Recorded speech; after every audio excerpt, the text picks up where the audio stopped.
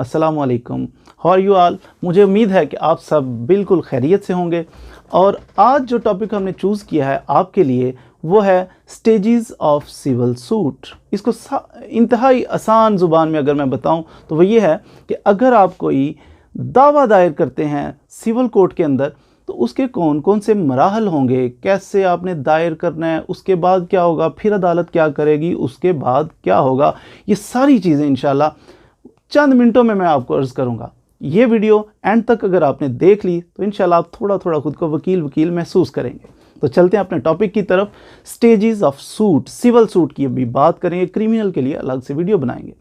Civil suit जब file करना है, कोई केस करना है सिविल कोर्ट के अंदर, तो उसके लिए सबसे पहली चीज़ जो हमें करनी है, जिस बंदे ने केस करना है उसे करना पड़ेगा दावा।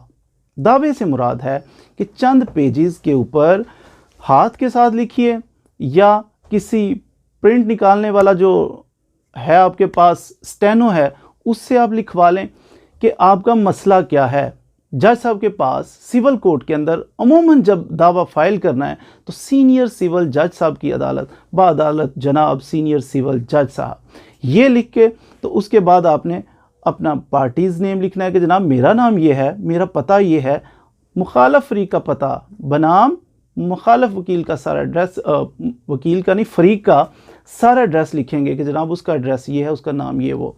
लिखने के बाद अपना मुद्दा बयान करेंगे कि मुझे मसला क्या पड़ा कि मैं अदालत में क्यों आया, सारी डिटेल्स लिखें और उसके बाद वो आपने कुछ फॉर्मेलिटीज़ पूरी करके अदालत के अंदर जमा करवा देना। इसे कहते हैं सबसे पहला स्टेप सिविल दावे के अंदर, वो है इंस्टीट्यूशन ऑफ सूट, कि दावा कैसे दायर कर। दावे की समझ लग गई होगी आपको कि दावा पकड़ के अदालत के अंदर पेश कर दिया।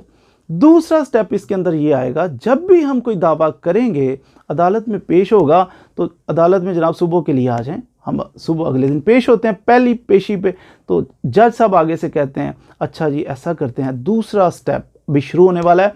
दूसरा स्टेप ये है कि उस दावे का जज साहब कहेंगे कि नोटिस कर दो, जिसके खिलाफ दावा कर रहा है ये बंदा उसको बुला लो। इसे कहते हैं नोटिस करना या समन करना। दूसरा है issuance of summon. Summon issue हो गए, नोटिस इशू हो गए। उससे अगला स्टेप है, अगर सपोज नोटिस को थोड़ा सा एक्सप्लेन कर दूं कि अगर नोटिस भेजते हैं वो बंदा नहीं आता, फिर कहते हैं अच्छा ऐसा करो आप इसको courier service, private courier service जो है उसके ज़रिए बुलाओ।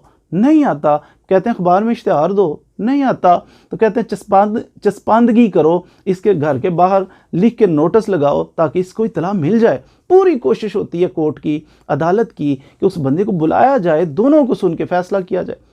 सबसे पहला था इंस्टीट्यूशन ऑफ सूट, दावा दायर करना, चंद पेजों पे लिख के अदालत में पेश करना। अगर कोई दरख्वास्त है, स्टे साथ मांगा हुआ है, उसकी दरख्वास्त लगा के अदालत में पेश करना। पहला स्टेप दावा करना। दूसरा था कि उसको नोटिस सर्व करना दूसरी पार्टी को नोटिस हो गए, मिसाल के तौर पर पार्टी आ जाती है। फिर तीसरा स्टेप है कि जो पार्टी जिसके खिलाफ दावा हुआ था अदालत में आके तो वो जवाब देती है। इसको कहते हैं इसने जवाब दावा दिया है। बिल्कुल उसी तरह कागज़ पे लिख के या टाइप करवा के जज साहब को देना, जनाब ये लें, ये है हमारी तरफ से इसके दावे का जवाब दावा। अंग्रेज़ी में इसको कह सकते हैं रिटन स्टेटमेंट। अब जज साहब ने पकड़ ली उनकी रिटन स्टेटमेंट। रिटन स्टेटमेंट, जवाब दावा, जब बंदा अदालत में आ जाए, आने के बाद इसकी टाइम लिमिटेशन है 30 दिन। 30 दिन के अंदर अंदर इसने जवाब दावा कोर्ट में जमा करवाना होता है। लेकिन बहुत सूरतों में कोर्ट थोड़ा बहुत टाइम आगे भी कर सकती है, उसको टाइम दे सकती है मज़ीद भी।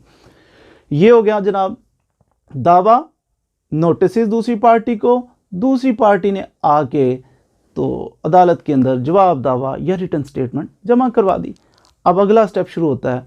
कोर्ट दावा भी देखता है और जनाब जवाब दावा भी देखता है। इन दोनों के अंदर इन दोनों का रौला क्या है, मसला क्या है इन दोनों का, ये कोर्ट फिर उसके अंदर से ढूंढता है। 1 2 3 बाज़ चीज़ें ऐसी हैं उसके दावे में और इसके जवाब दावे में कि वो एक जैसी हैं। ये कहता है शादी हुई फ़लाँ तारीख को, जवाब दावे में कहते हैं हाँ जी शादी हुई।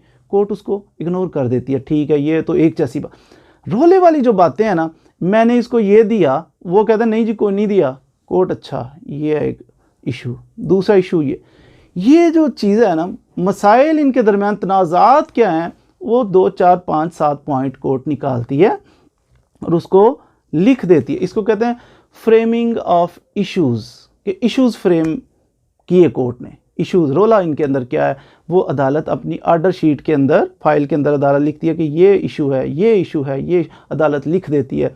इसे कहते हैं फ्रेमिंग ऑफ इश्यूज़।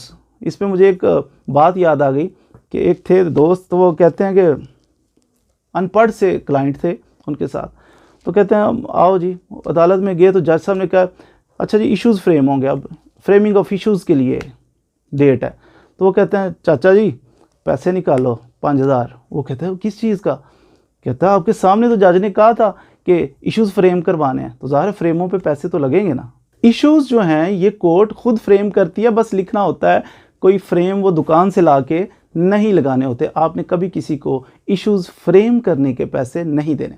ये था अगला स्टेप कि इश्यूज़ फ्रेम कर रहे हैं कोर्ट ने। उसके बाद फौरी तौर पर जैसे इश्यूज़ फ्रेम करते हैं, जो हमारे दरमियान तनकीहात हैं वज़ा की जाती हैं कोर्ट में कि ये जनाब रोला है, उसके बाद अदालत फ़ौरन ही कहती है कि अपनी लिस्ट ऑफ विटनेसेस दें, कौन कौन से गवाह पेश करने, ज़रा ले आएँ अपने गवाह, कि जो मसला आप बता रहे हैं आप भी ले आएँ अपने गवाह। उसके लिए कोई टाइम फिक्स करती है, फ़लाँ तारीख को अपने गवाह ले आओ, अपनी एविडेंस ले आओ, डॉक्यूमेंट्री एविडेंस है कागज़ों की शक्ल में वो भी ले आओ, अगर आपके कोई बंदे हैं तो वो भी ले आओ, लेकिन 3 दिन के अंदर अंदर पहले हमें लिस्ट दो कि कौन कौन सा गवाह आपने पेश करना है। फहरिस्त गवाहान जो है इसके अंदर आपने देने हैं, कौन कौन सा गवाह पेश करना चाह रहे हैं। नंबर 1 फ़लाँ वल्द फ़लाँ, उसका एड्रेस ये है, इसको पेश करना। नंबर 2 फ़लाँ वल्द फ़लाँ, इसका एड्रेस ये है। नंबर 3 अपना मुद्दई जो है वो भी पेश होगा। तो यूँ एक लिस्ट बना के आपने जमा करवा देनी है अदालत के अंदर। दूसरे जो पार्टी है वो भी फहरिस्त गवाहान, लिस्ट ऑफ विटनेसेस जमा करवा देगी अदालत में कि मैं फ़लाँ फ़लाँ गवाह को पेश करना चाह रहा हूँ। तो इस तरह से ये फहरिस्त गवाहान जमा हो गई। उसके बाद एविडेंस होगी, बंदे आएंगे जनाब, मुद्दई की तरफ से जो गवाहान है पेश होंगे, सबसे पहले अदालत में पेश होके वो अपनी एविडेंस रिकॉर्ड करवाएंगे कि अपनी स्टेटमेंट देंगे। इसे कहते हैं एग्जामिनेशन इन चीफ। चीफ जब होगा इसका बयान रिकॉर्ड होगा, सीधी सीधी बातें करेगा हमारा गवाह, मैंने ये देखा, ये हुआ, वो हुआ, ये हक पर है, ऐसा है, वैसा है। एग्जामिनेशन इन चीफ हो गया, इसका बयान हो गया हमारे गवाह का। दूसरा जो वकील है अपोनेंट काउंसल, वो अब आके इस पे जिरा करेगा। जिरा का मतलब ये होता है कि वो इसके बयान के ऊपर कुछ सवालात करेगा। आप ये बताएं, आप उस वक्त किधर थे, आपने क्या देखा, आप ऐसा क्यों कह रहे हैं, वैसा क्या किया। बंदा थोड़ा सा गवाह घबरा भी जाता है बाज़ दफ़ा, लेकिन ये जिरा करने का मकसद ये होता है, क्रॉस एग्जामिनेशन करने का मकसद ये होता है कि जो गवाही इसने दी है ना, उसके अंदर से तलाश किया जाए कि ये झूठ बोल रहा है, चेक किया जाए मुख्तलिफ सवालात पूछ के, तो उसकी क्रेडिबिलिटी ऑफ विटनेस जो है उसको शेक किया जाता है कि ये बंदा क्रेडिबल नहीं, ये तो झूठा है, गलत बयानी कर रहा है। तो जब इधर उधर से सवाल इसको भी कर लिए, अगला गवाह है उसको भी इधर उधर से सवाल कर लिए, फिर खदशा होता है कि एक गवाह इधर को जा रहा है, दूसरा उधर को जा रहा है, अगर वो सच्चे नहीं हैं तो। अगर सच्चे हैं, दोनों मौजूद थे, वो गवाही कुछ और तरह की देंगे। तो अगर सच्चे नहीं हैं तो फिर ये क्रॉस एग्जामिनेशन, दूसरे वकील साहब जो सवाल जवाब करते हैं ना, इसमें एक बंदा कहता है नहीं वो खड़े थे, दूसरा कहता है बैठे थे, तीस यूँ आगे पीछे हो जाता है। ये है एविडेंस, बहुत अहम। तो वकील साहब इस पे जिरा भी करते हैं। सच्चे बंदे आमतौर पे कम ही हिलते हैं, जो झूठे होते हैं वो हिल जाते हैं, तो फिर सारा केस ख़राब हो जाता है। एविडेंस, तो इस तरह आप एविडेंस रिकॉर्ड कर सकते हैं। डॉक्यूमेंट्री एविडेंस भी हो गई, ओरल एविडेंस भी, जो गवाह आपने पेश करने थे वो भी आपने कर दिए। इसके बाद अदालत आपको टाइम देती है कि अगली पेशी पे फ़लाँ तारीख पे आप तशरीफ़ लाएँ और बहस करें। दोनों वकला तैयार होके आ जाते हैं अदालत के अंदर बहस करने के लिए। अपने अपने जितने भी डॉक्यूमेंट्स हमने पेश किए, जितने भी दूसरे वकील साहब ने पेश किए, सारे डॉक्यूमेंट्स को लेते हैं, जो एविडेंस रिकॉर्ड हुई, जो जिरा की थी, सारी चीज़ों को नोट करके लाते हैं और जज साहब के सामने धुआंधार सी बहस करते हैं, साबित करते हैं कि मेरा क्लाइंट, मेरा मुवक्किल ये ठीक है, इसका हक बनता है, इसको दिया जाए। दूसरे वकील साहब भी अपने तैयारी के मुताबिक वो भी बहस करते हैं। जज साहब ने अब सबसे पहले जो दावा हुआ था, जवाब दावा हुआ, फिर उसके बाद नोटिस करके पार्टी को बुलाया, फिर उसके बाद इश्यूज़ फ्रेम हुए, फिर जो शहादतें हुई, जो गवाहियाँ आईं, जो डॉक्यूमेंट्स आए, सारी चीज़ें जो वकला ने बहस की, इन सारी चीज़ों को लेके अगला मरहला आता है, जज साहब उसका कर देते हैं फैसला। इसको अंग्रेज़ी में कहते हैं जजमेंट। जज साहब फिर जजमेंट अपनी देते हैं, फैसला लिखते हैं लंबा सा कि जनाब ये हुआ, वो जो भी मामला आते हैं उन सब को डिस्कस करने के बाद जज साहब फैसला सुना देते हैं। इसी फैसले की प्रिसाइज सी छोटी सी शक्ल उसको कहते हैं डिग्री शीट। डिग्री अंग्रेज़ी में कहते हैं, डिग्री उर्दू में कहते हैं। तो डिग्री शीट फैसले की प्रिसाइज सी फॉर्म होती है जिसके अंदर बताया जाता है कि फ़लाँ बंदे का ये हक बनता है, फ़लाँ की ये ड्यूटी बनती है, वगैरह वगैरह, मुख्तसर सी शक्ल में दे दिया जाता है फैसला। ये है टोटल शुरू से लेके एंड तक स्टेजेस ऑफ सिविल सूट के, सिविल सूट के कौन कौन से मराहल हैं। अब आप केस फाइल करते हैं तो आपके जहन में होगा कि मैंने दावा दायर किया, इसके बाद क्या होने वाला है, इसके बाद दूसरी पार्टी को नोटिस होने वाले हैं, बुलाना है, उसके बाद क्या होने वाला है, उसके बाद जवाब दावा आने वाला है, उसके बाद क्या होने वाला है, उसके बाद इश्यूज़ फ्रेम होने वाले हैं। बस लिखने पढ़ने के हद तक, वो फ्रेम दूसरे वाले नहीं। तो उसके बाद क्या होने वाला है, गवाहान आने वाले हैं और शहादत होने वाली है, उन पे जिरा होने वाली है, उसके बाद बहस होने वाली है, उसके बाद फैसला होने वाला है। और फैसला होने के बाद किसी एक के हक़ में होगा, किसी के ख़िलाफ़ होगा।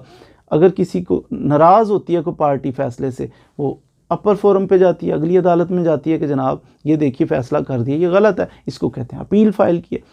फिर समझ में नहीं आता किसी पार्टी को, अगला जज जो फ़ैसला करता है फिर उससे अगली अदालत में जा सकते हैं। तो ये था मुख्तसर सा कि क्या स्टेजेस होती हैं, क्या मराहल होते हैं सिविल केस करने के। उम्मीद है कि आपने आज के इस वीडियो लेक्चर से ज़रूर सिविल केसेस के बारे में कुछ ना कुछ सीखा होगा। मज़ीद वीडियोस के लिए हमारे साथ रहिए, चैनल को सब्सक्राइब, अगर आप समझते हैं कि कुछ मालूमात मिलती हैं सब्सक्राइब भी कर लीजिए। और बेल आइकॉन के बटन को दबाने का फ़ायदा ये होता है कि आने वाली वीडियो जब अपलोड हो तो आपको नोटिफिकेशन मिल जाए। Thank you very much.